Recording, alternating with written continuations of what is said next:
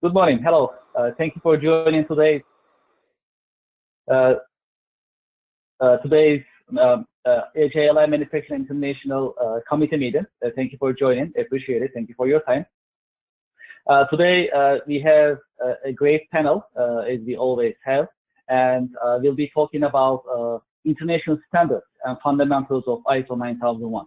So before we jump to the subject matter and introduce our panel, of course, we always talk about HIA-LI and HIA-LI Manufacturing International Trade Committee in general. So let me start by starting our presentation.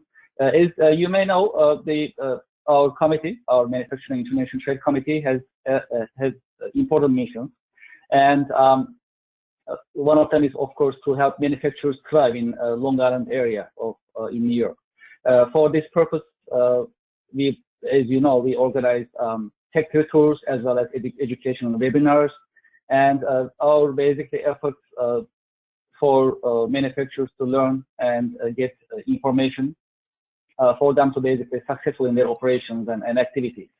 Having said that, just to refresh your mind, we have of course we put together many different events with my colleague, our co-chair, with Ron Loveland. I think he's also online. Good morning, Ron. Hello. So together, of course, we put together a great event from the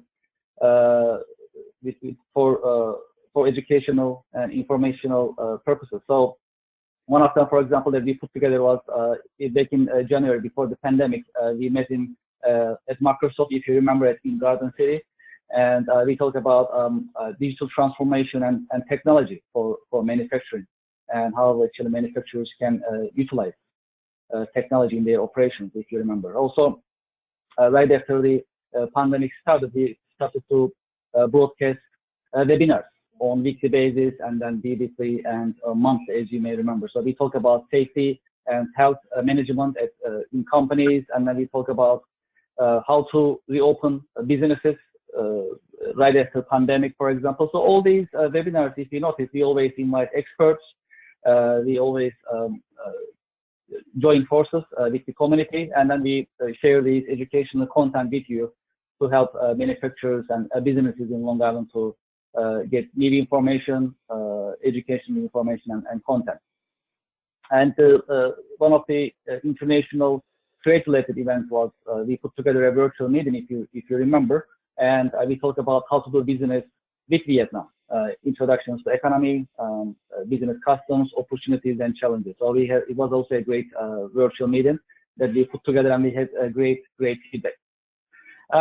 So before we talk about HIA-LI and what is on the HIA-LI's agenda in coming days, I'd like to remind you also our LinkedIn group. We have a LinkedIn group that we put together. You can join our group, so you can be up to date as to what we are up to, what events are coming out, and you can exchange information and stay in touch with our group. So for this, I think that's the introduction for the HIA-LI Manufacturing International Trade Committee. Now I'd like to invite Tony Joy from HIA-LI. She has some announcements to do, to share with us, and right after that, and we'll continue our panel discussion. All right. Thank you so much, Kevin. Good morning, everyone. I'm Tony Joy Candela. I am the office manager at the HIA-LI.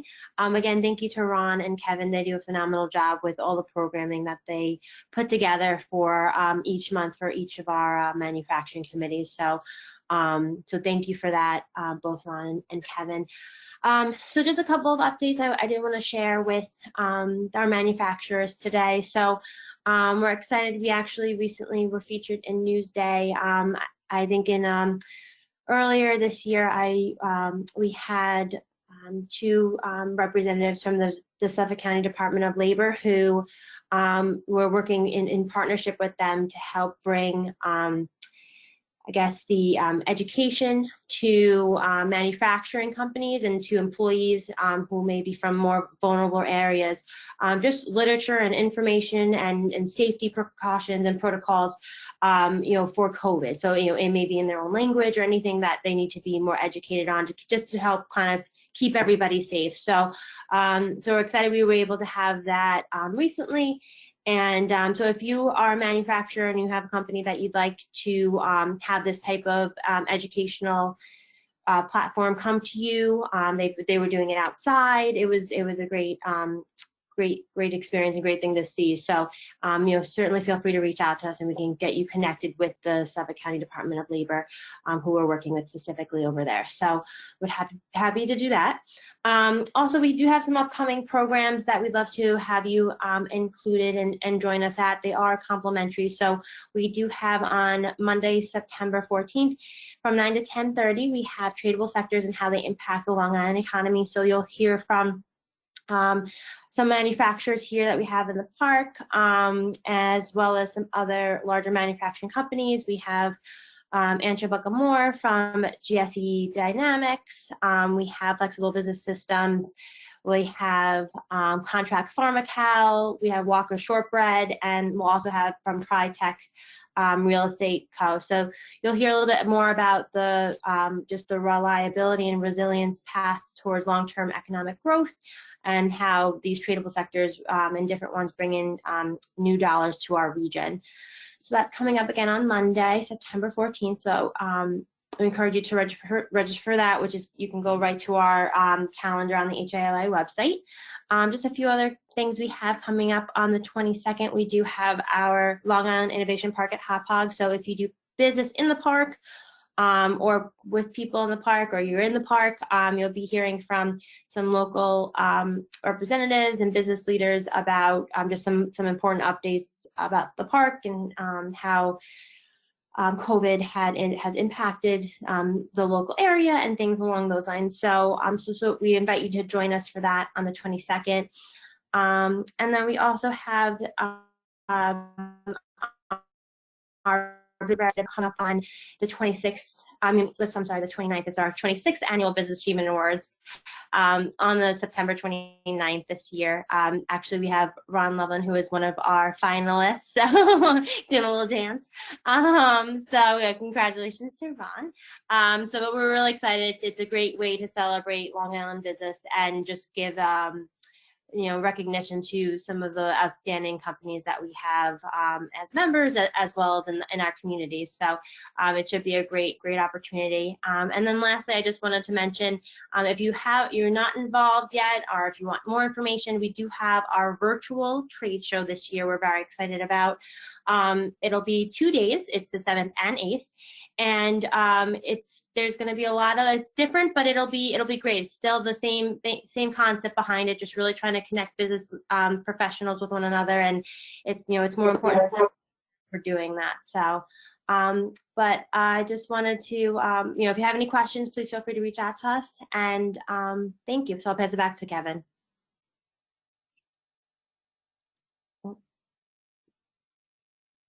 Thank you for your Joyce. I appreciate it. Thank you. These are important aspects. Definitely, HIA-LI is always on the move, always active, and it's definitely nice to hear from you and learn from you as to what HIA-LI is up to and what's coming up next. Before we start our panel discussion, Ron, would you like to share any insights from your side? Yeah, absolutely. We have a couple of opportunities coming up. On September the 18th, I'm running a Long Island job seekers group. It's free to any job seekers. We're going to have recruiters, hiring managers,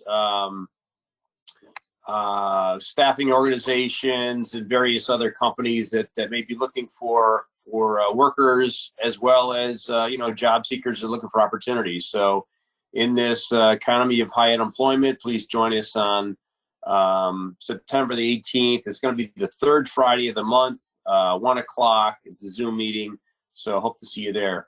Also, Manufacturing Day, the National Manufacturing Day that we celebrate. Going to be celebrating here on Long Island.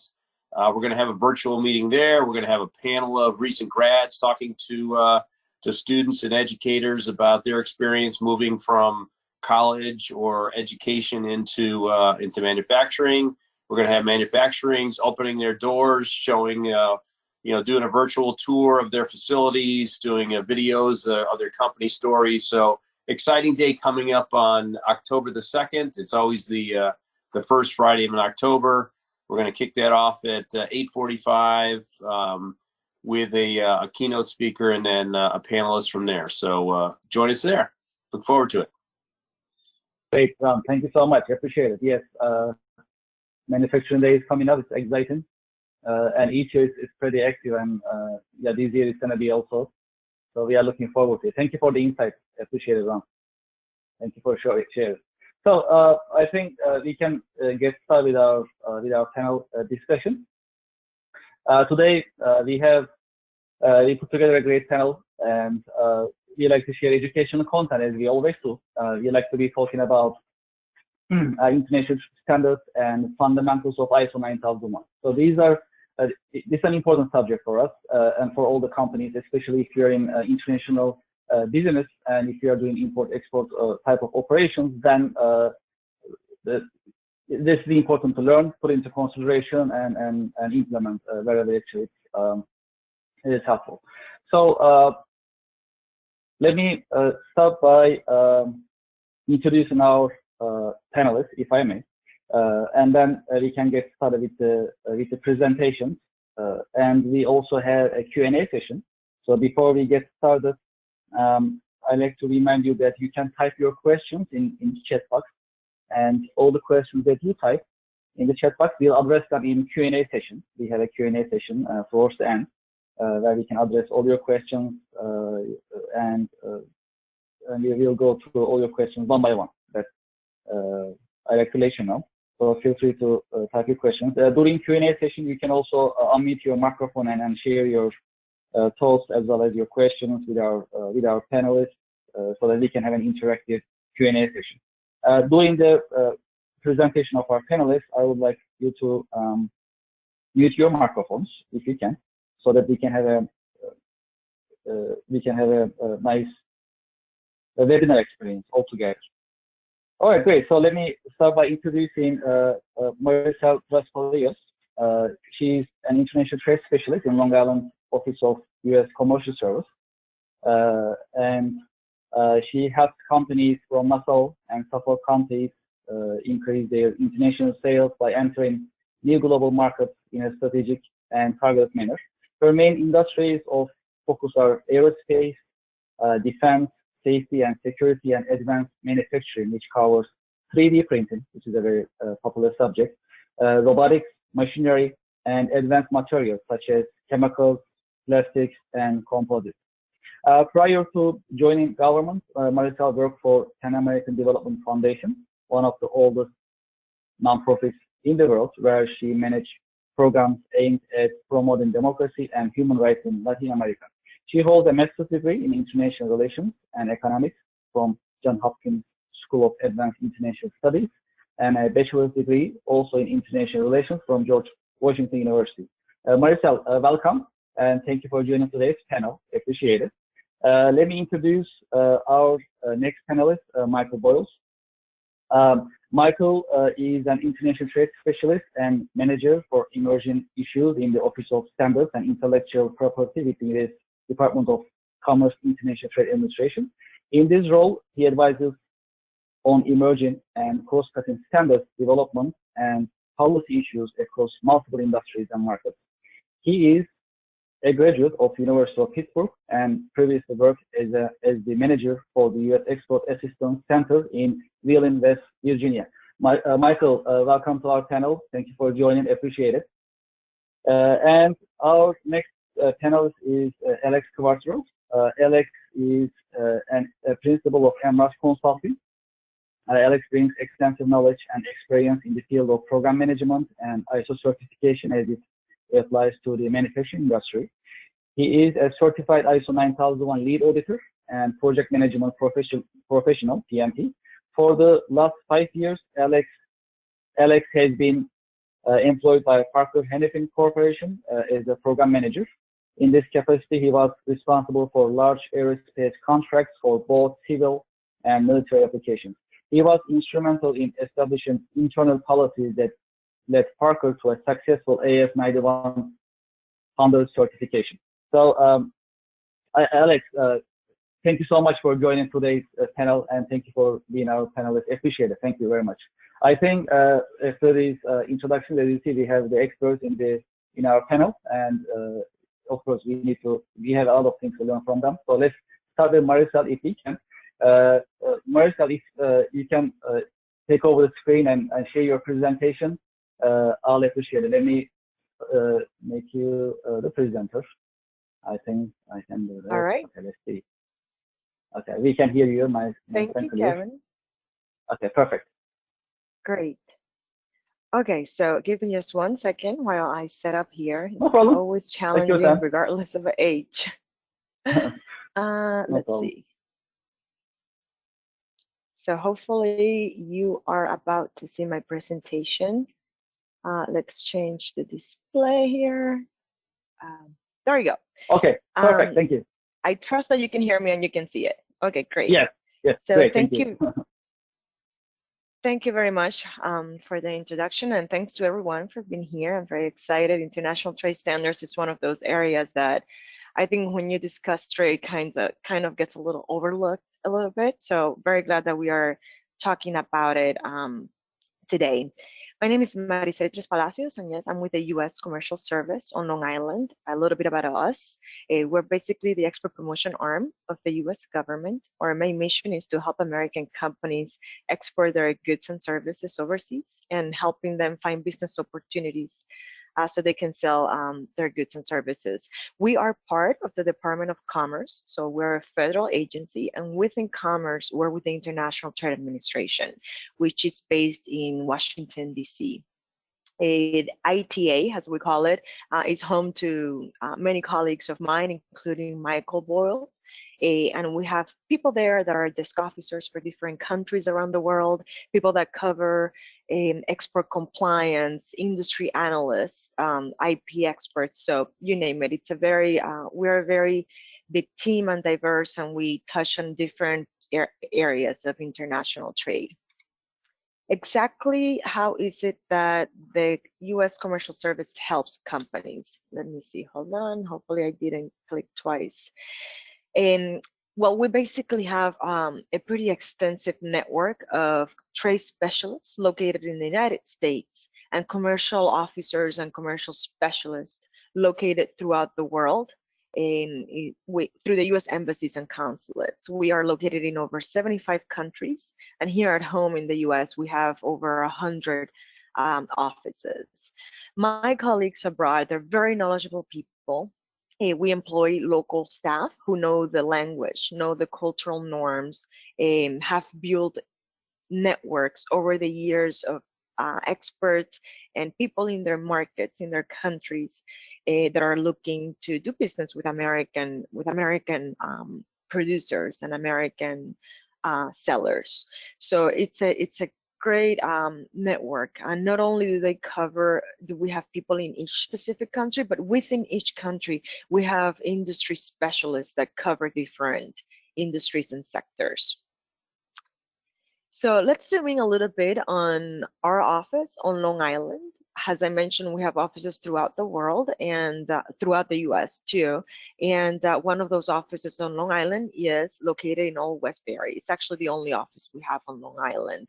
It's a two-person office. The director, Susan Siroka, and myself, we cover Nassau and Suffolk counties. And as you can tell, quite a wide range of industries. We work with companies of all sizes, small, medium, and large, and going from agricultural to travel and tourism, healthcare, which is pretty big on Long Island, to a few of the industries that Kevin already mentioned that I specifically cover. One thing to mention is that as a federal agency, we do have the requirement that whatever the company produces has at least 51% US content. So we have this requirement. And another thing that I'll mention is that for our office to work with companies, they must be headquartered on Long Island. If you have a manufacturing facility in Ohio, for example, but your headquarters are on Long Island, we would be your main point of contact. If you're anywhere else in the United States, no problem. We can always loop you in with my colleagues throughout the U.S. As I mentioned, we have over 100 offices here in the United States. These are a few of the areas that we specifically help with.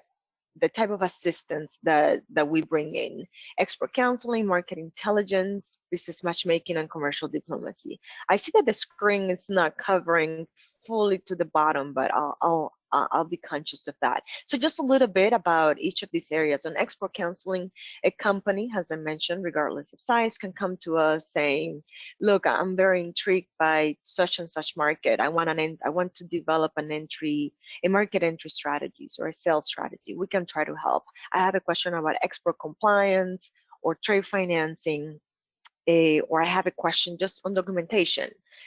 Please feel free to come to us. We can tap into that international network, that ecosystem of international trade at headquarters, overseas, on Long Island itself. And also one thing that I highlight on export counseling is we have a specific program we call Website Globalization to help American companies improve their online presence overseas from an international marketing perspective. So we can help you market to international customers and make sure that your search engine optimization is doing well. We can do an analysis on your spam pages, on your keywords, and how to improve those. So I'll make sure that you tap into this. For right now, it's free of charge. Given the COVID crisis, we are eliminating our prices there.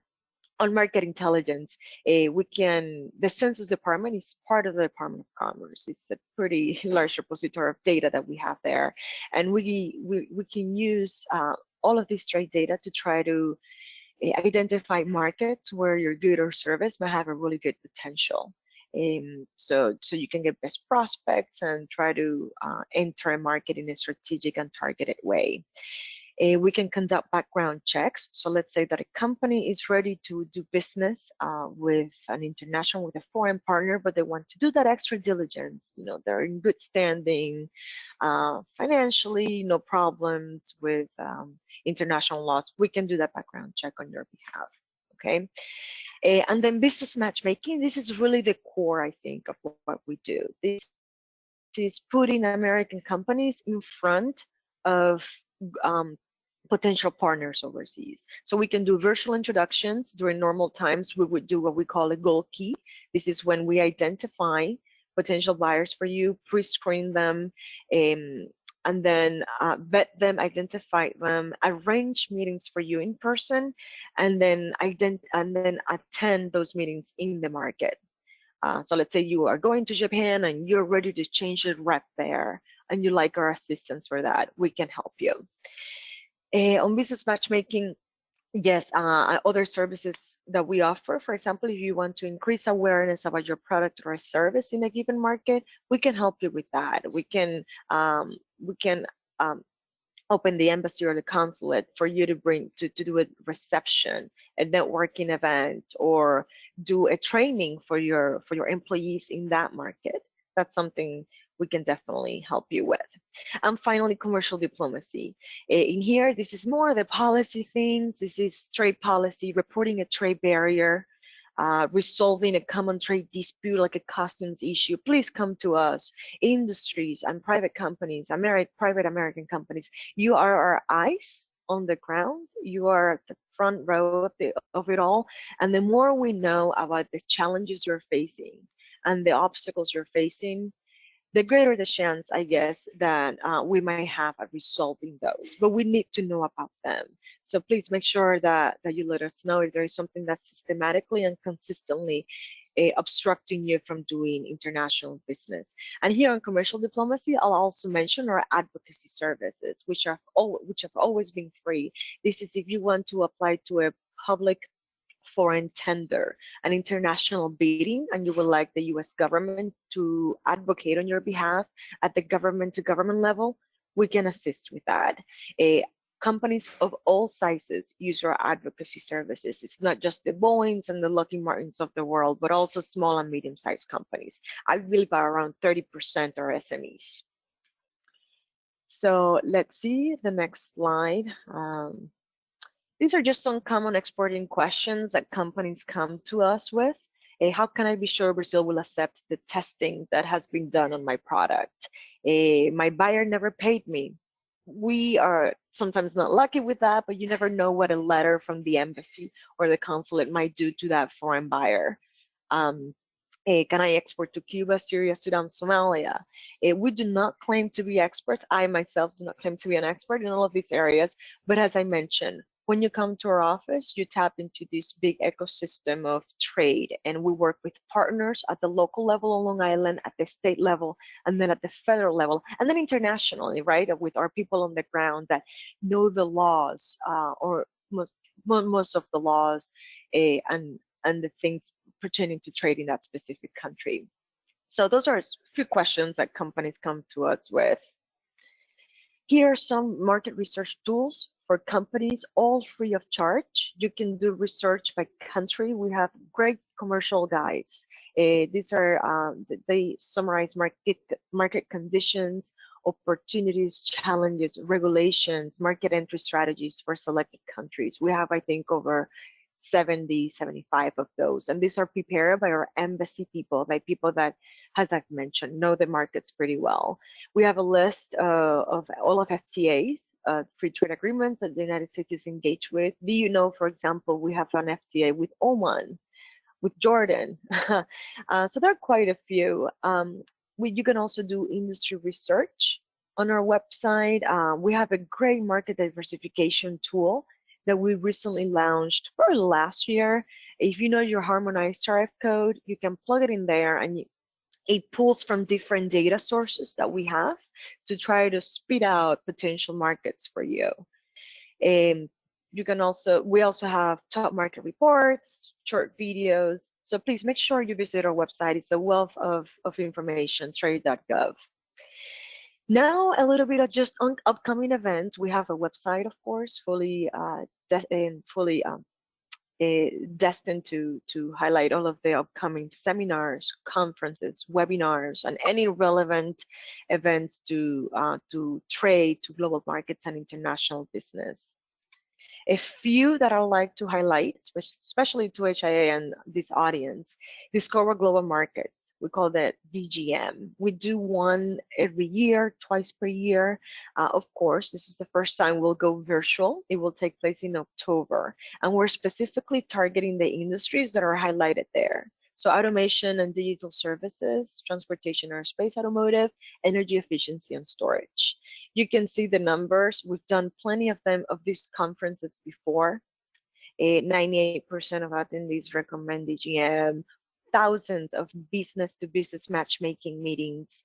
And this year specifically, I'd like to highlight that we have over 33 countries represented.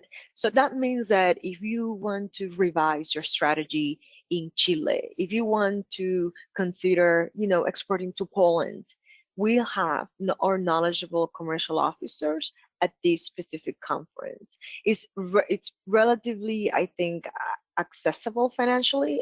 It's $125 through September 15th, and $175 after that. But step grants are available.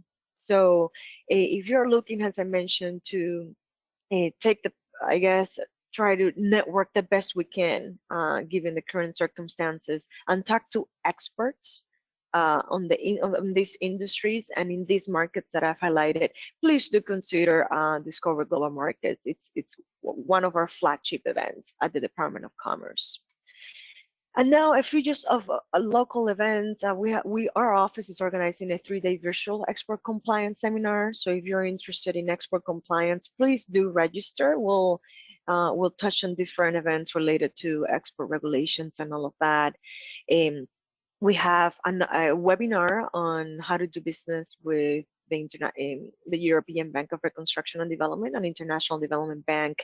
Many companies, especially SMEs, small and medium sized, overlook these types of engagements or business opportunities because these are giant organizations, right? And doing business there might be a little daunting, but know that there is assistance. Know that our office, the Advocacy Center, which I mentioned earlier, can assist to tap into some of these projects. Millions, billions of dollars are announced every year to conduct these types of development businesses. If you're interested in Africa, we have upcoming webinars with an interesting mix of countries there. We've also been doing international manufacturing coffee chat series. This is with a focus in Europe. In September, we'll have just one, a few of them already took place, and it will focus on Russia, Ukraine, and Georgia. And that's it. This is our small, but I would like to say highly engaged and efficient team. Please feel free to reach out. I know that circumstances right now are challenging, but we are trying to create opportunities for you to meet with foreign buyers and for you to learn more about global markets and try to tap into them. Thank you very much. Marcel, thank you very much. So we have questions about your presentation, about subject that you are actually covering. So we basically share those questions during the Q&A session, and we'll keep, I believe, gathering questions until the Q&A session, and then we'll take it from there. Let me take over the screen. I appreciate it. Thank you so much, Marcel, for the presentation.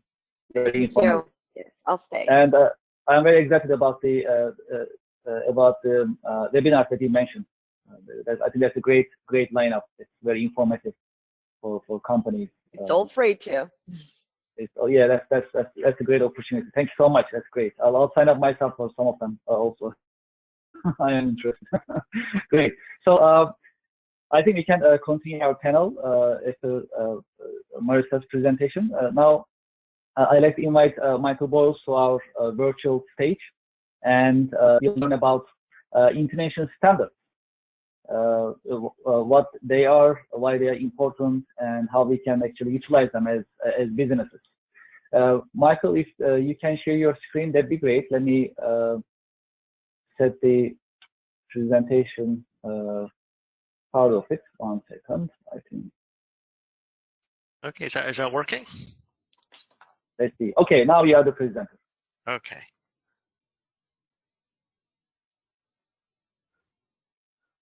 We can see your screen. Great. Okay, wonderful. Thank you. Good morning, everyone. And thank you for the invitation to join you this morning to continue what Maricel had discussed. I'm just another part of the large organization that is the International Trade Administration at the Department of Commerce. I'll go into a little bit more detail about what we do on standards, and hope to go give you a little bit more information on this subject, which can either be very interesting and very complex, or can be a little dry for some folks. I sometimes say that standards are one of those things that you hear about, a little bit about, but you really don't get into until you actually run into a problem with them, and you have to actually try to navigate the world of standards. So hopefully I can get you ahead of the game on it a little bit with some of the discussion we'll have today. Let me see.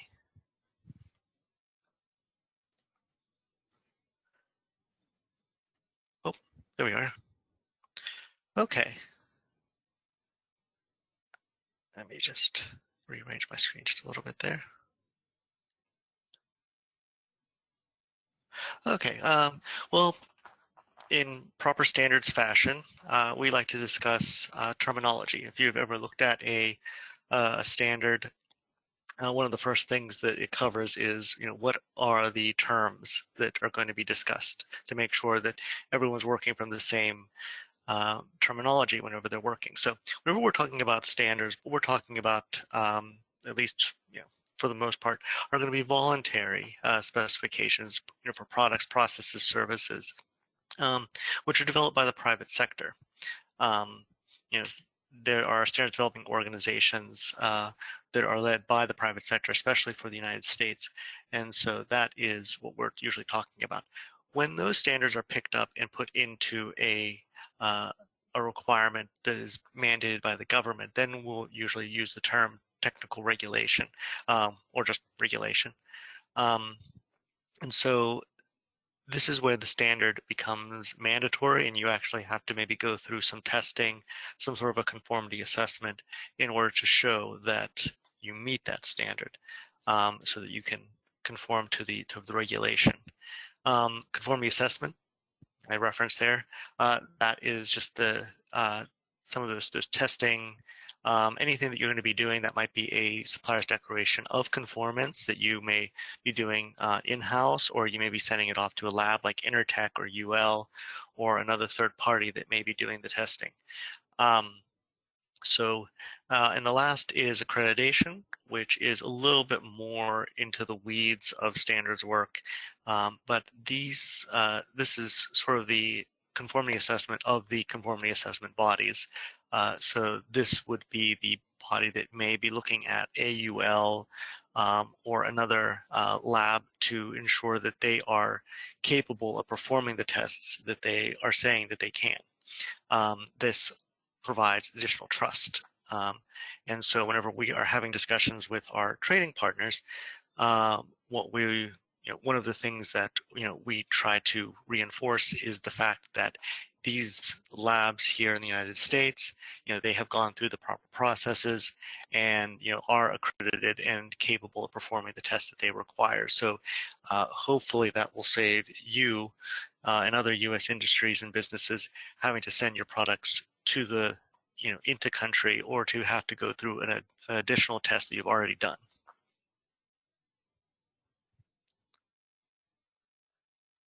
Let's see.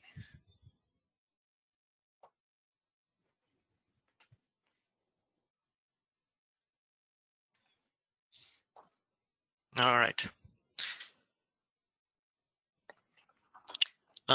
This just gives another bit of a breakdown of the difference between standards and technical regulations. Some of the examples that we've encountered before. For example, China is a growing standards market. They're getting much more involved within standards work.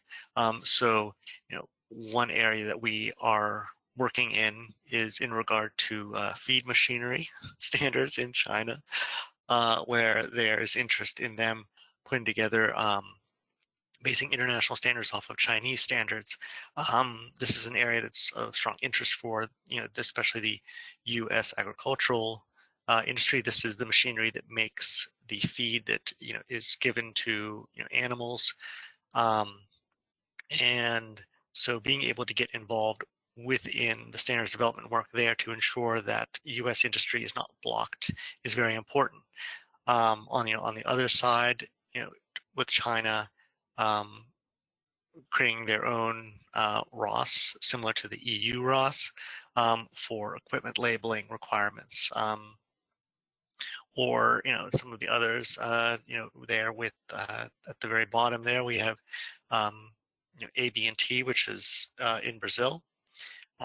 Doing standards for sanitary pipes, so drainage pipes, essentially. Following ISO standards, International Organization for Standardization. I'll get into a little bit more about that. Where a lot of the piping that is done, here in the United States is built off of standards developed by another organization, another international standards developer, ASTM International, which you may have also heard of. Let me move on. This is another visual here, just to show you a little bit about, how standards are in everything. On the right side of the screen, there is the plug types. That is a standard issue that I don't think will ever be solved, sadly, for those who travel, when we're able to travel. That is one that, it just continues on and on. But it just highlights the diversity that is out there in the world. And on the left, this is an ongoing issue for the auto industry, or anyone who is providing parts for the auto industry. And this is the differences between the United States and effectively is European standards for autos, for a variety of the tests that are required there that are put into regulations internationally. And I'll go into a little bit more about that, but this highlights sort of the global battle that goes on between the United States and especially Europe when it comes to standards. So ensuring that the standards that our industries are using are accepted versus being blocked out when the European standards especially are adopted into regulations internationally, especially outside of the EU. So in other markets, Latin America, the Middle East, etc., where they may pick up those standards and build their products to those standards, effectively blocking out the United States or requiring our manufacturers to go through additional testing or to modify their products for those markets. This just highlights again why standards matter a little bit. I think around this time people kind of go, okay, well, this is, why does this really matter to me? Essentially, this is what trade is built on. If the standards are working well, then it facilitates the trade back and forth. But effectively, that if someone is adopting the standards of another market that you're not going to be meeting, or you're going to have to redo your entire product line, I always say with a tariff, you can pay it. With a standard, you may be completely locked out. So in many ways, standards can act as a greater barrier to trade than even the tariffs that companies may be familiar with when doing business abroad.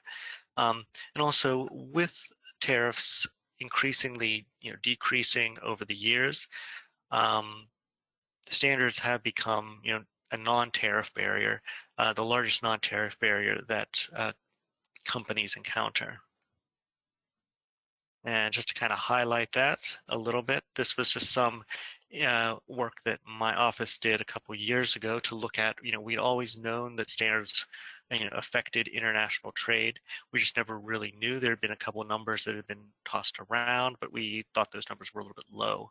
So looking at reports into the World Trade Organization, we found that 92% of total exports, actually a little bit higher than 92%, of total goods exports are affected, by technical regulations, and that includes 77% of the product categories. And one of the questions I'll get there on that slide is, whenever you say like the product categories, what's excluded there?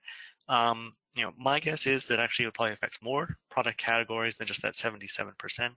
But of that 77%, some of the things that were, affected were like, woven baskets and items that, either there are not international standards for them, or they're just, such a small area that really, the technical regulations don't really come into play. I'll go a little bit into the U.S. approach to standards. I'd mentioned this before. The U.S. approach is, private sector develops these standards. It's market driven. We want to pick the best standards for U.S. industry to be using that facilitates trade. The U.S. government, we in some cases will develop some standards. For example, smart grid is one area where we've worked on standards before, through the National Institute of Standard Technology. But for the most part, we rely on the standards that are developed by these private sector voluntary consensus bodies. There are hundreds of these, within the United States. I would probably say that the number goes up and down, but usually somewhere in the area about 200 to 250 international, standards developing organizations that are based here in the United States. And then we also have about globally about 500 or so consortia. And consortia, these may not be what we would classify as an international standards developing organization, which I'll go into a little bit more in a moment.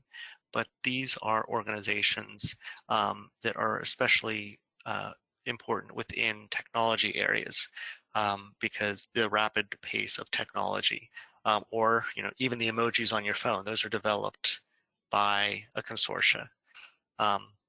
so that your iPhone can talk to someone's Samsung, and whenever you send a smile emoji, it comes up on their phone and translates it as a smile emoji also.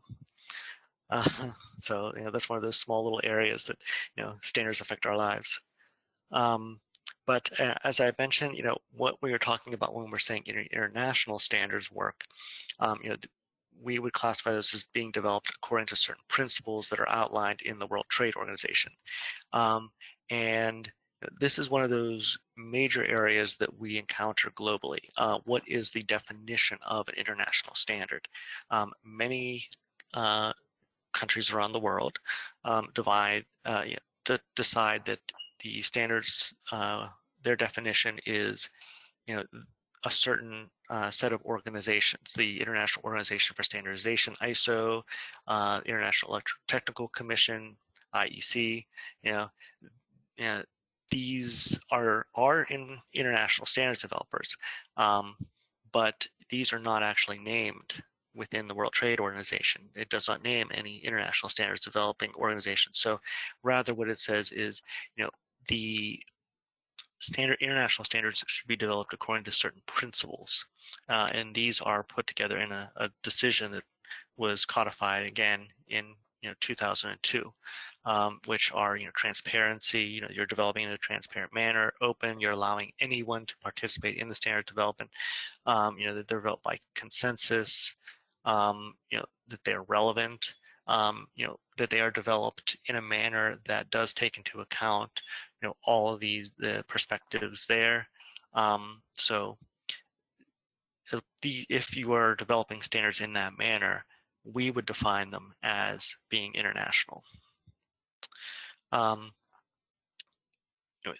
International standards, here are, this kind of goes into some of the organizations that you may be familiar with. You may have heard some of these names before. You may, build your products to some of these standards. And these, some of the ones that are international standards are listed here. ASTM, SAE, ASME, NEMA, API, NSF. Many acronyms. My world is completely filled with acronyms here. But they're also developed by intergovernmental organizations for certain areas. I'd mentioned the autos. One is the UNECE, the Working Party 29, which develops international standards for automotives. ITU for telecom, Codex Alimentarius, which is treaty organization, for food and food labeling. I'd mentioned the ISO and IEC earlier. These are the largest private sector international standards developers. These are not governmental; these are private sector, and we would consider them to be the same as an ASTM, any of those others that I've listed before. And I'd mentioned a little bit more about the consortia earlier also, so I can move on. Again, this highlights this is sort of just a visual highlighting the ways that different economies develop standards and the difference between the U.S. and many other countries, where many countries will do it from a top-down approach, sort of saying these are the regulations and we are going to then have you develop the standards to meet that regulation. The U.S. develops things from a bottom-up approach, where industry is going to be developing the standards in that private sector model, and then whenever we are going to be developing regulations, we're going to be looking to those standards that were built. This is why standards are so important, both here in the United States and internationally. They are looking at these in order to build their regulations. So, one of the ways that I sort of describe it is, if you're going to be building the road, you may not be able to, design the road exactly, but we're giving you the opportunity to design the bricks. And those bricks are then going to be going into that road, which is the regulation, so that you're able to, influence the way that it goes. I just want to mention, I'd mentioned before the EU approach to standards. This is sort of the, the hallmark. This is the one, big example of, that top-down approach.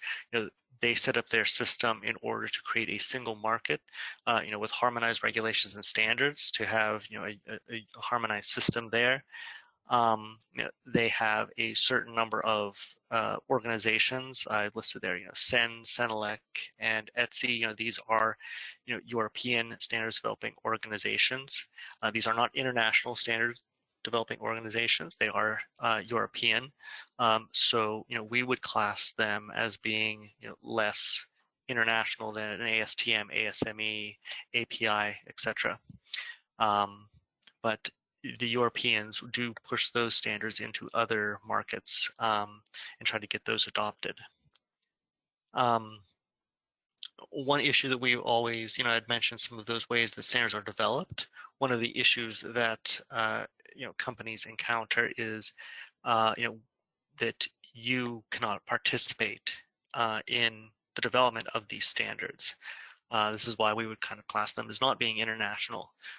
Because they are not, allowing non-Europeans to participate. There are occasions where they will allow the United States or other markets to participate, but it's pretty clear why. It's usually because another country's industries are further along, they have more knowledge, and so they're inviting them in to be able to provide that knowledge to build that better standard for them. It's definitely a self-interest motivation there. They give preference for European standards. So I'll go into a little bit more there in what that means. And so the products that are conforming to European standards, they are given presumptive of conformance to the regulations that are developed. So, if you are, doing one of the directives there in the EU, you're getting your CE mark, in order to, show, that you meet that directive. If you are using the European standards, then you're just able to go right ahead. For other standards, be they international or not, they are not accepting those, and you would likely have to go through additional testing. Not in all occasions, but more often than not, you're going to have to go through some additional way of showing that there is that those are equivalent to those European standards. And this is what I was discussing there. This is the conformity assessment there for the EU.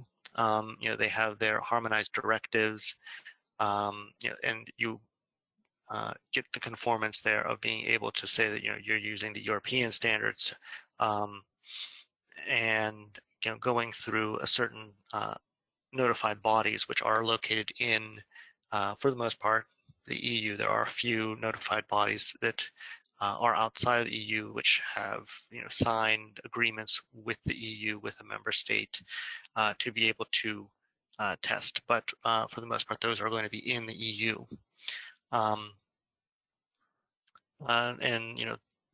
this is run by the individual member countries. So if it's going to be French notified body, German notified body, etc.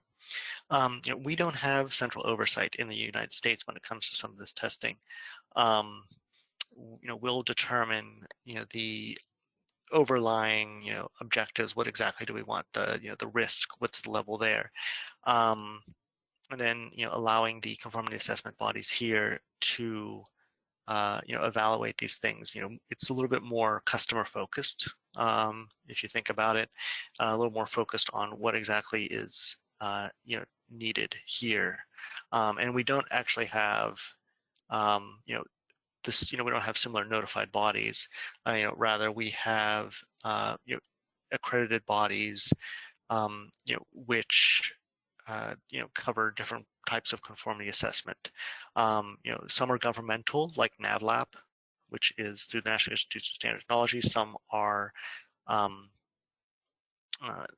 some of the accreditation bodies are private, A2LA, ANAB, which just merged with the American National Standards Institute, which is based in New York and Washington, D.C.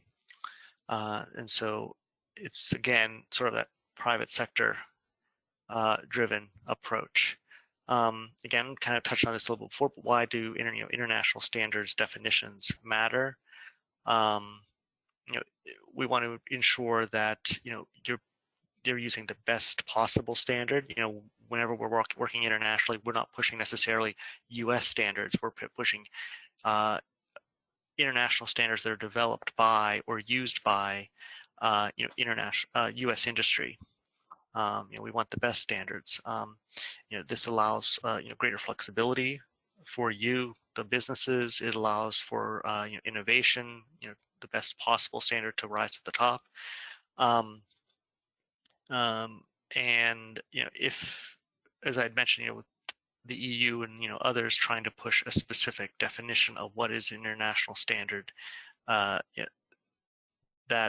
preferences those like ISO and IEC, which might not be the right size. I'd mentioned some of the the Brazil piping issues.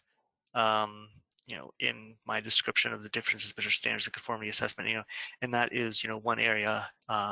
ISO has standards for drainage pipes that are that combine what you would consider to be, water runoff and your sewage into one single standard. ASTM has separate standards for those, so you can get a little bit more specificity in the materials that you're using for one versus the other, being that sewage piping requires a bit more structural more structural requirements there than just a drainage pipe that might simply be doing runoff from your yard or from the street into an estuary of some kind. So you might not need to have quite as much. So it gives you a little bit more of a flexibility there. So if you're a market, you're able to right size what you're trying to do. Again, some of these major issues that are encountered by industry. I mentioned the ISO IEC issue. Prescriptive or unique standards.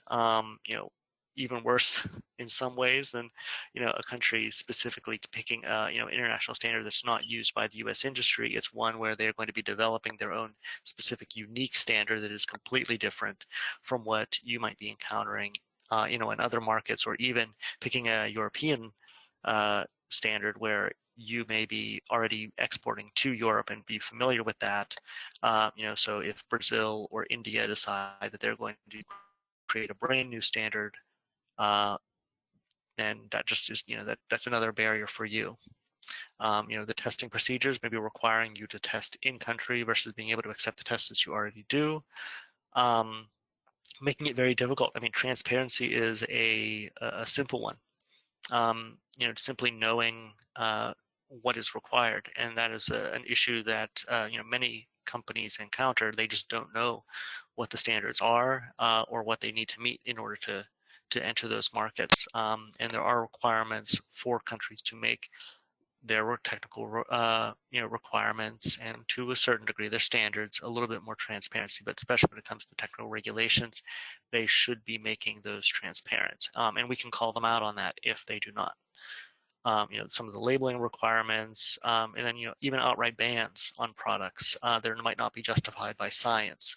We try to push a risk-based approach, not something that's just going to ban all products, rather one that is going to be looking at the risk, basing it on science, what's available, so that the products are able to enter the market.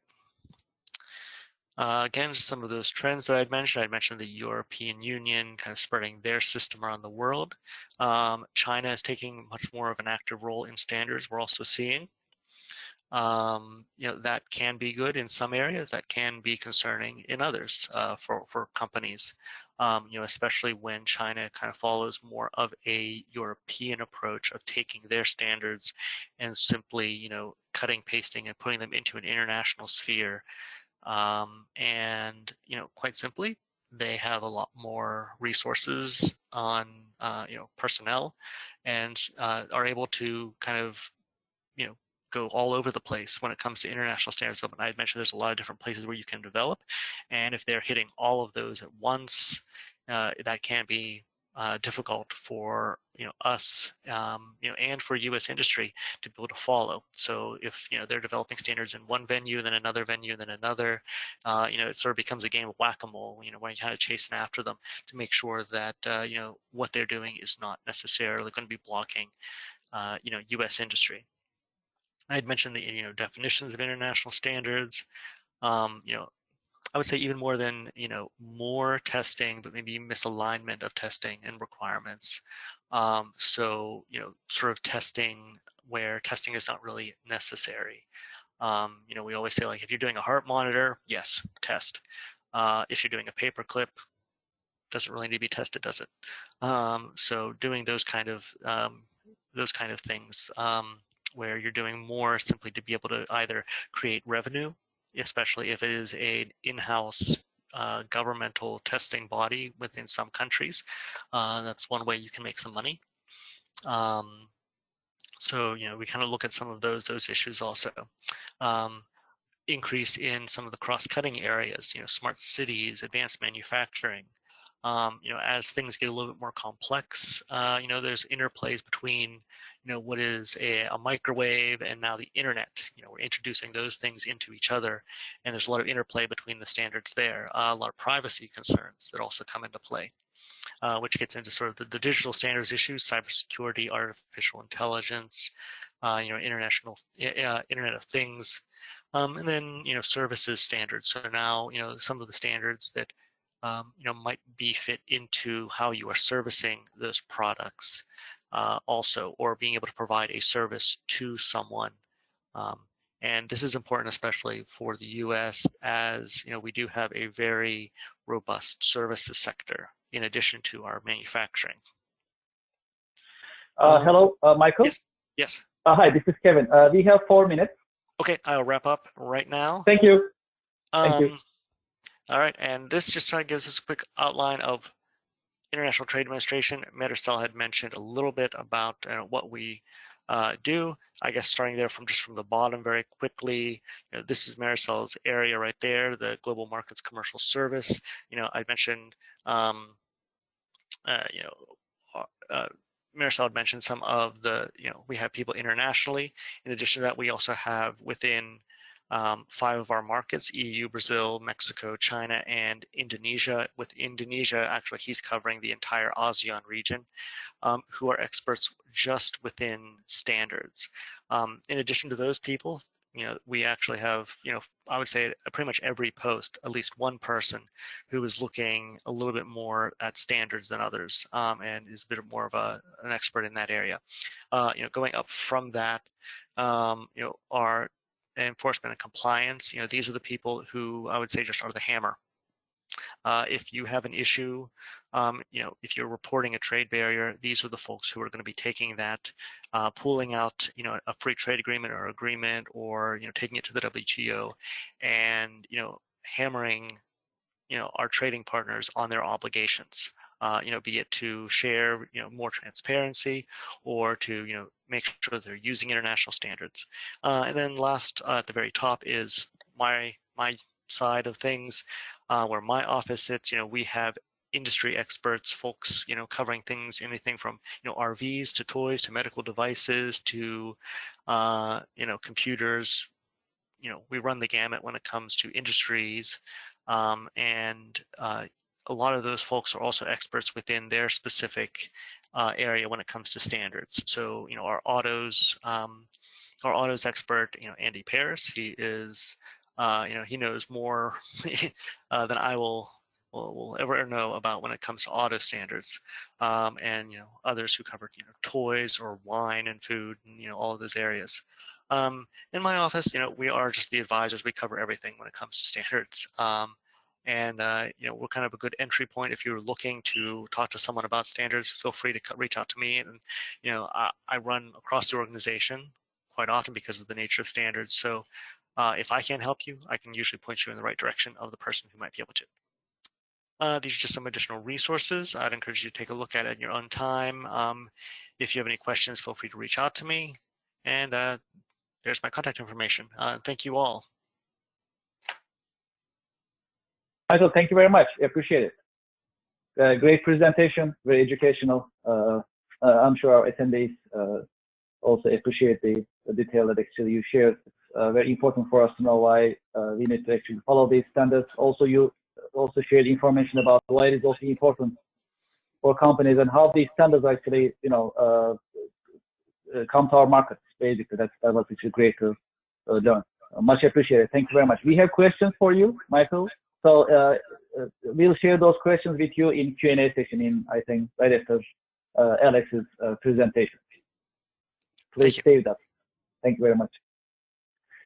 Okay, great. So now I'd like to invite Alex Kvartierov to address fundamentals of ISO 9001. We always hear about ISO. Michael talked about it, for example, share some information with us. And also in day-to-day operations, sometimes you may hear about ISO 9001 as well as to a standard, a quality management standard, and maybe managerial standard even further. So for this, about fundamentals of ISO 9001, I'd like to invite Alex Kvartierov to our virtual stage. And let's learn about ISO 9001 fundamentals and why it's important for our companies and how to comply. Let me see if I can make Alex presenter. Okay, Alex, you are the presenter. Okay, let me just get.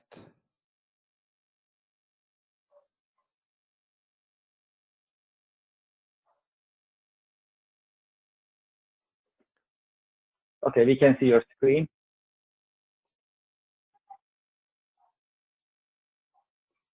All right, just want to make it full size. There we go. Okay, perfect. Alex, we have 20 minutes. I'll let you know when 5 minutes left. Thank you very much. Sure. Okay. I don't think I'll go over that, but thank you very much, everybody. Good morning, and thank you for joining. And Kevin, thank you for inviting me to this very, very interesting session. So I just want to very briefly go over the principles of ISO. I think Michael mentioned ISO many times in his presentation, and I think whether you're exporting products overseas or not, I think ISO is a very important part of running a business. So very briefly, I just want to discuss what I'm doing. Amrus Consulting is my company. I'm a certified ISO 9001-2015 lead auditor, as Kevin mentioned. I established Amrus about 5 years ago, and I had a career actually at Parker Hannifin here on Long Island, which is a large aerospace company, which is certified to the AS 9100 standard, which is an aerospace. It's an ISO standard, but geared towards aerospace. Currently, in the last about 5 years, I provide consulting services for businesses that are looking to get ISO certification or to maintain ISO certification. And about 2 years ago, I became a Bimser solution partner, which markets very good tools, especially to maintain and manage ISO. So what I'm trying to do is I'm trying to integrate the need for ISO and as well as how to maintain the support of all of the ISO data that's required. I also support Ron Loveland's company, Summit Safety and Efficiency, on various ISO certification activities. And in the last few years, I presented a number of webinars and lectures, a number of lectures to the American Society for Quality on various topics of ISO. Okay, so what is really ISO? Okay, it's called a quality management system, which sometimes other people even call it further as a business management system, because it really encompasses all aspects of the business except the financial part. So ISO doesn't involve in the financial part, but other than that, pretty much everything is covered under ISO. And if you look at the top level diagram, it's basically an input process output system. So you're looking for inputs from your customer requirements. There's an internal process which will expand a little later on. And then there's, of course, an output, which is either a product that's delivered to the customer or a service. Okay, so what are really involved in this QMS or business management system? Well, there's obviously policies that the organization has to establish. And the policies are very top level, such as obviously you have to meet the customer requirements. You have to exceed the customer expectations, make them, you know, very happy customer. And very important part of ISO is implement continuous improvement. So yes, you may think you're perfect, but you're really not. And there's always room for improvement, and you keep looking for ways to improve your organization. Then the next level are procedures. In other words, how you implement QMS. One part is very important is control of documents and records, and we'll talk a little bit more about that. How do you control a non-conforming product? So both when you develop a product and it has some problems, some issues, you need to control that in a very systematic way, as well as returns of defective products from the customer. You have to have a procedure of how you deal with a corrective and preventive actions. And a very important part of ISO is performing internal audits. Okay. The responsibilities, well, it's first of all, the organization has to establish the roles and authorities, who's responsible for what. The personnel has to have the appropriate resources to do their job, and also the training involved.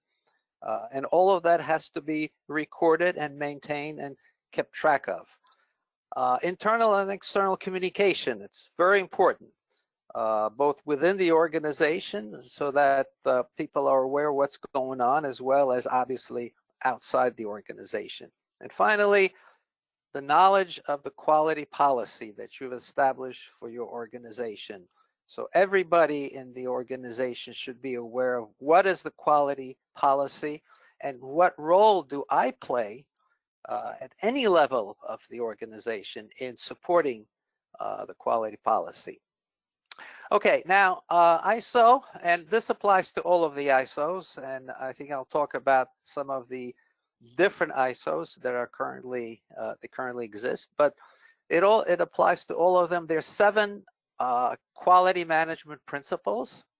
So the first one is customer focus. Obviously, making the customer happy is the main thing, and so you really have to do everything to satisfy the customer needs. Leadership, okay. Management has to be involved in ISO, okay, and it's not delegated to anybody. The new standard, the 2015 standard, the latest one, forces the management to be involved in it and not to delegate it, as was the case in the 2008 standard. Engagement of the people. Yes, everybody in the organization should be involved and do their part to support the overall to satisfy the overall needs for ISO. ISO is a process approach. So your organization, whatever you're doing, has to be broken up into processes, and all these processes have to be integrated to make it a very efficient operation. Okay, I mentioned before continuous improvement, and also there's a technique to do continuous improvement based on the data that you've recorded, accumulated as part of doing your business. The next principle is evidence-based decision making. So what it is that how do you make decisions to do anything, to make improvements or to make changes within the organization? You can do a haphazard way, just guess what's better, or you can base your decisions on data that you've collected. And so it's very important, and I'll talk about a little later about record keeping is a key part of the ISO management system. And finally, relationship management. Well, management has to be not only concerned about running their internal business, but consider all the external forces that affect the organization, namely the regulatory organizations, the unions, the customers, supply chain. Supply chain is a very critical part of ISO. So the management has to be totally involved in the entire scope of running the business. Okay, so now I'm going to go into a little deeper into what is the quality management system. Before, I just had one block on the first slide, and here now I'm taking that block and expanding it a little bit. So this is called the Plan, Do, Check, Act cycle. This was developed by Deming, who was a quality guru. And basically, it's kind of a busy diagram, but I'll try to go through it, try to explain what it means. As you can see on the right side of the screen, there are the ISO clauses. I don't have the first three because basically it's an introduction definition and doesn't have any requirements. So the requirements for ISO starts with clause 4.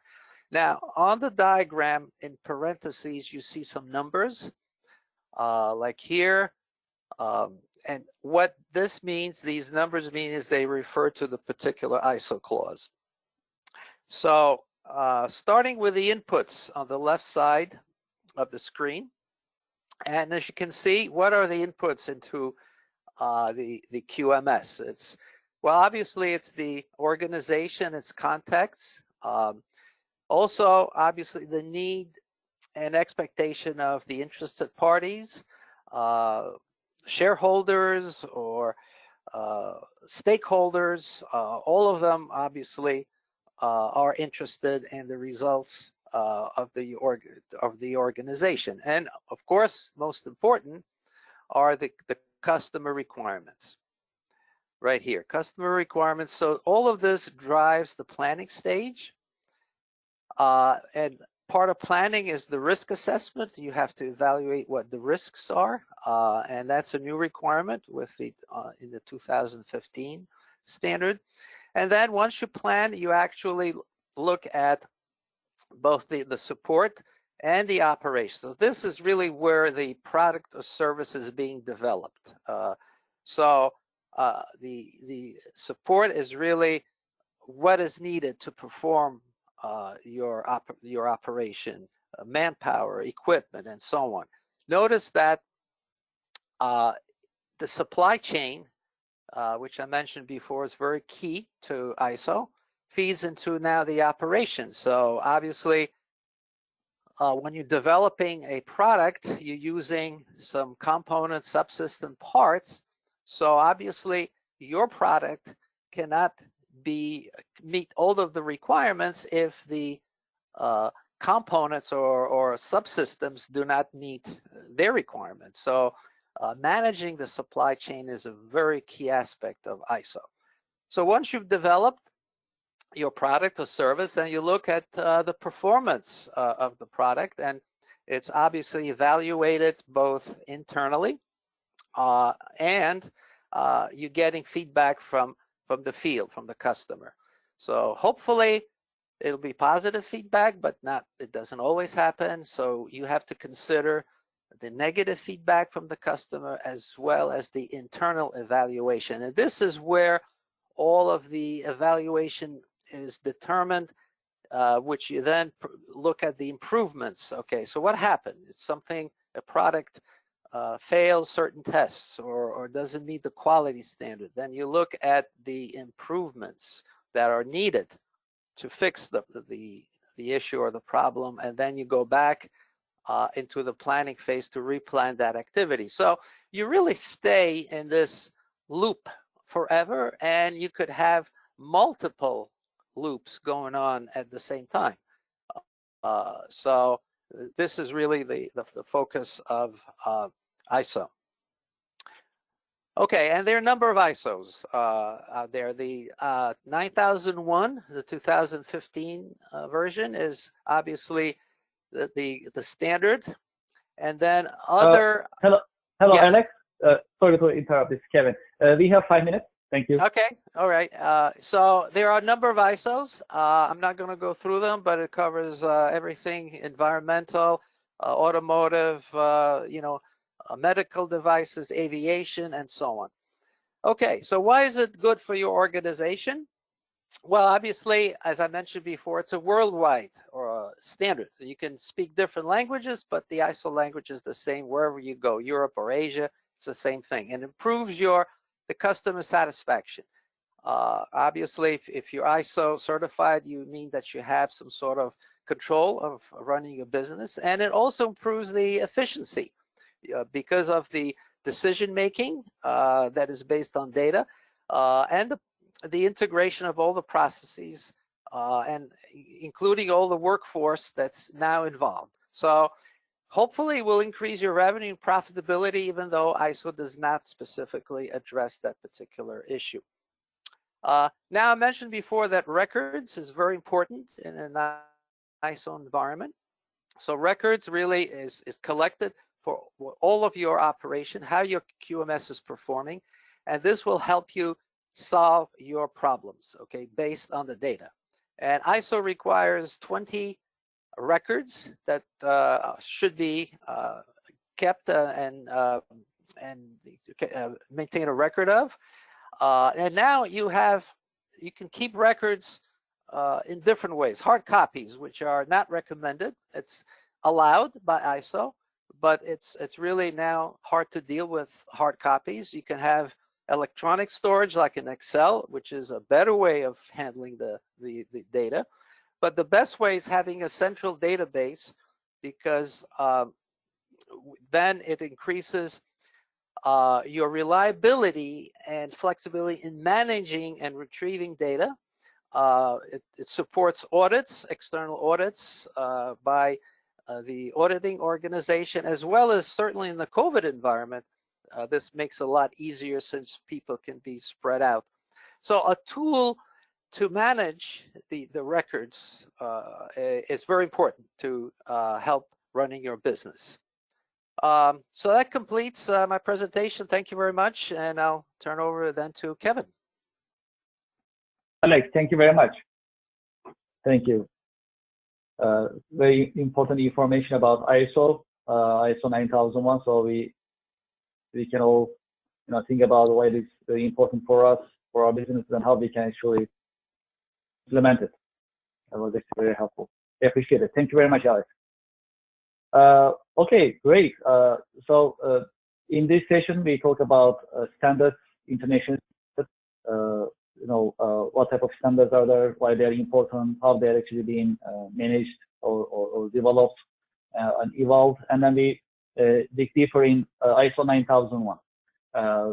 Fundamentals of ISO 9001. Of course, there are many things to talk about, and I'm sure you have questions about these subjects. That is right now our Q&A session where we can address your questions. So there are two ways to address your questions. Either you can type it in the chat box, or feel free to unmute your microphone, and then you can share your questions. I have some of them already on my screen, so some of them I can already share with our panelists for them to address if they can. And if you have any additional questions as our attendees, please feel free to ask your questions.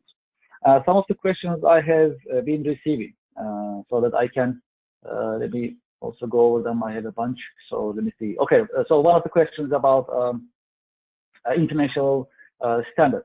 So a question for Michael, if you can. So as for let me see, there is actually a couple of them. I just gotta go read them. Okay, great. So as for examples of how you counsel and assist U.S. companies with standards, can you give us examples as to how you assist U.S. companies about standards that we basically learn from you during your presentation? Sure.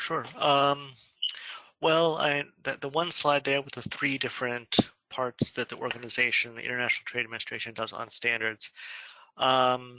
Usually, standards issues can come in a variety of different ways, either from it being a hard obligation that you're having to meet. You may have to take to reporting a trade barrier, in which case I would be working with you along with our colleagues in the field, both at international post and our domestic office and our industry expert. Pretty much we bring the whole family to bear when it comes to standards. The industry expert, the country expert, because everyone has a little bit more information into the story that needs to be addressed there. One of the other ways that I kind of try to think about when you're working with the International Trade Administration on standards is to consider it to a wall that you have encountered. If you take that to Marisol and her colleagues there, I mean, the main thing that we want for you, the business is, if you have a shipment sitting on the docks, you need to get that into your buyer's hands ASAP, and so that's the issue that needs to be addressed immediately. So we'll work with you to address that issue, and talking with our post or with Marisol to address that is probably going to be where you're first going to come into that. At the same time, there's that barrier still exists. And so you would then be working with, our trade agreements, negotiation, compliance folks to see if there is an angle there that we can, maybe try to break down that wall that you've encountered. And then, sort of at my level, what we're trying to do is, we want to make it so that that wall, never existed in the first place. And so sort of like that road analogy that I'd kind of use, the same goes for the bricks for a wall. We want to work with them in the standards area. And so if you encounter, you hear that a standard is being developed, we might be able to work with our trading partners to ensure, with your comments on, why is this standard bad? Why is this, what needs to be added to this standard? This is the equivalent of if you're going to be building a wall to be able to put a gate in it. So the country is, still protecting, their border, their needs, managing the risk, but at the same time, there is an opening there to allow for the trade to continue to flow in the required area. So there's a lot of different ways that we can be working with you on standards. Marisol might be working on it a lot more on day 1, and I might be working on a lot more on day 100. But at the same time, across the whole gamut, the International Trade Administration is there for you to be able to working on these. So that's how we work with industry specific. Thank you, Michael. I appreciate it. A follow-up question: do I need to get a CE mark to sell my products in EU? That's a maybe. Okay. Yeah, not every product needs to be CE marked to be able to be sold into the EU. Only ones that are conforming to, certain directives, like the machinery directive or the electromagnetic compatibility EMC directive. These are ones where you may, the chemicals directive. These might be requirements where you're going to be needing to get the CE mark. In fact, putting a CE mark on a product that does not need to be CE marked is actually illegal. You're not supposed to do that within the EU, and you can get into trouble for doing that. So you want to be able to be checking, with your, your associate maybe who might be in country. You can also speak with, a testing body, like, if you have, one that you work with, they might be able to help you, to be able to find that information out. You can also reach out to, us in Department of Commerce. We can work with our colleagues, either overseas or working with our colleagues, at the National Institute of Standards and Technology, to be able to, help with that. And in fact, we have someone, if I was in my office, just one floor down from me, we have our Europe office, and a gentleman, Bob Straits, who is an expert when it comes to CE marking and can help any company all of these questions. There I am volunteering him. but we can help you with answer some of those questions. So again, that's a maybe. A lot of products do, but not everything. Okay, I appreciate it. Thank you, Michael. Thank you very much. Another question. This question is, I believe, for Maricel. Maricel, would you please tell us how exactly U.S. Commercial Service actually help U.S. companies aid trade shows? There are many different trade shows internationally, as we know. Like, for example, how can we get assistance from your side? Certainly, yes. Thank you. So at trade shows, we have our commercial officers from overseas attend, and sometimes trade specialists here in the United States attend both domestic trade shows in the US and international trade shows. Not all of them, as you know, there's so many trade shows, but usually the main ones. I'll mention an example. For example, Germany every year does one called Hanover Messe, which is for advanced manufacturing and things of that nature. So the way that our team helps is we arrange phone calls before the trade show. We call this virtual global chat. And this is when we try to do the matchmaking with US companies that sign up for this company and for this program, and potential buyers from global markets. And we arrange conference calls to facilitate that introduction and do some matchmaking that way. So by doing this, when you get to the trade show already, you've established that relationship already. And you get to talk more other than just the customary introductory stuff. So this is our virtual global chat, and it's for selected shows. We do this a lot too with the Paris Air Show and Farm Bureau. It's a way of making the person-to-person meeting more efficient once on the ground, because we've already laid out all of this work via conference calls with buyer and sellers. Sometimes here in the United States, we have our commercial officers from overseas come, and they bring delegations of foreign buyers with them to these trade shows. For example, CES in Vegas, you name it. There's so many trade shows, right? So what I usually suggest companies, American companies, is if you are already spending time purchasing a booth and doing all the arrangements necessary to go attend these trade shows, let us know, just to see if we'll have a presence there of some sort, and if we have a program like the virtual global chat before. Thank you. Great. Thank you, Maricel. I appreciate it. Especially the example about Germany is very exciting, because there are many different trade shows in Germany, as we know. They are pretty active. Yeah. So great example. I appreciate it. Thank you very much. Let's see our list of questions we didn't get in, and I have them also. So one of the questions is for Alex. Alex, the question is about ISO 9001. So typically, how long does it take for a company to be certified for ISO 9001, you'll say? Well, good question. It really depends on the state of the company.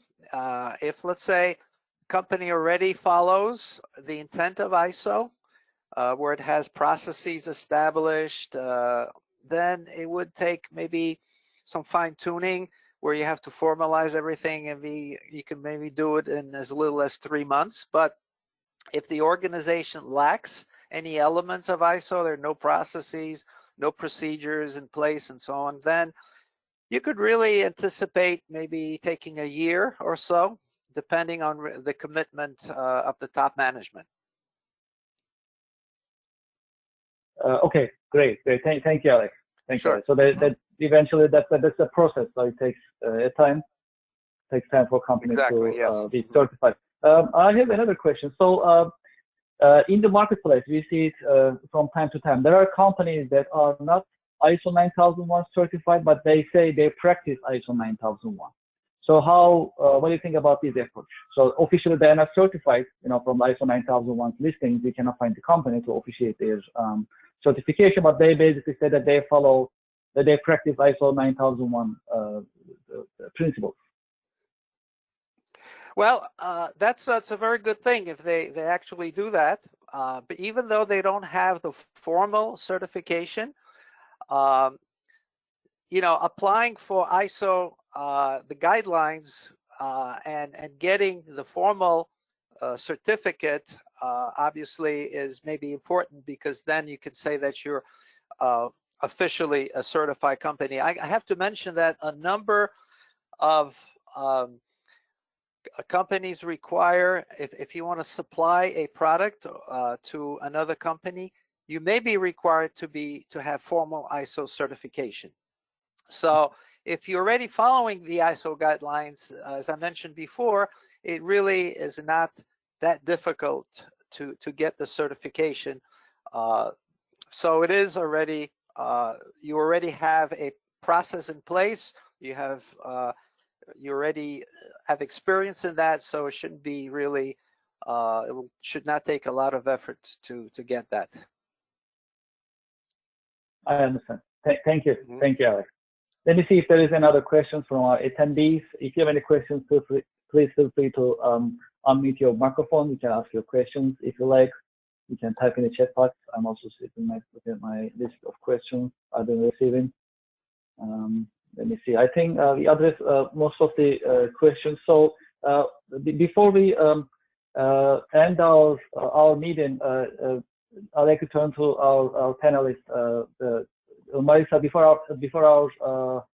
before we end our meeting, do you have anything else to share with our attendees? Any final remarks? I'm good. I'm good. Thank you. Quite an honor. I've learned so much thanks to Michael and Alex. It's a very, for me personally, tricky area to navigate international standards, and that's why we rely on these experts. But I think great topic of discussion, has I mentioned at the beginning of my presentation, definitely something that maybe is not so attractive to do a webinar or a conference on, but it's very important. It's very important. So thank you for organizing this, and thanks to the other speakers for joining. Thank you, Marisa. Yes, and Kevin, again, thank you very much. I would like to echo what Marisol said for organizing this great you know, webinar. And you know, I love to talk about ISO. I think it's a very important part for business, and sometimes it's kind of a, you know, boring discussion, but I greatly enjoy doing those webinars. And again, thank you for the opportunity. Thank you very much, Alex. Michael, would you like to share any information before we end? You know, I want to say, you know, extend a thank you to everyone. You know, I thought this was a wonderful discussion. You know, I was really happy to be able to, you know, have the conversation. You know, I think that you got a lot of good information, hopefully a little bit from me, but I know a lot from Marisol, you know, and Alex there. You know, I think, you know, quality management systems are really important. I think it's great that, you know, you were able to get some information there, you know, on how to navigate that very complex world of ISO 9000 and how to work that. So thank you. I appreciate it. Thank you very much, Marisa, Michael, Alex. Thank you so much for your insights. Very educational, very informative presentation. Thank you. If that's okay for you, you can type your email address to chat box, so any of our attendees, if they have any further questions, if they like to continue the conversation, they can contact you if that's okay for you. Okay, great. So I think we are coming to the end of our webinar. So before we end our session, as you see, we always meet with our with experts to share education information with our community in HIA-LI, in Long Island, in New York region. so that it's important for us to learn, especially for today's subject, international standards and also fundamentals of ISO 9001. Especially since they're international standards, there are similarities, what we actually comply with in North America, maybe same in Asia, maybe same in Africa or other parts of the world. So it was actually very informational for us. And again, thank you again to our attendees. Before we end our meeting, I'd like to also invite you to our coming webinar, our virtual meeting coming up on October 14th. And we'll be talking about how to do business with China, introductions to economy, trade, opportunities, challenges doing business with China, as well as we'll also talk about how to interact and how to communicate when we are doing business with China, importation and exportation. So we'll have an expert panel with us on October 14th. So we'll be covering this subject. I know you enjoyed the panel that we had last month as well, actually about 2 months ago, time flies, about how to do business with Vietnam. So that we'll continue our country sessions. As you may remember, before we talked about how to do business with France, how to do business with Spain. So now we are getting ready to talk about China, and we are very excited. As you know, we have an Eventbrite page, just like you registered for these meetings. Please visit our Eventbrite page.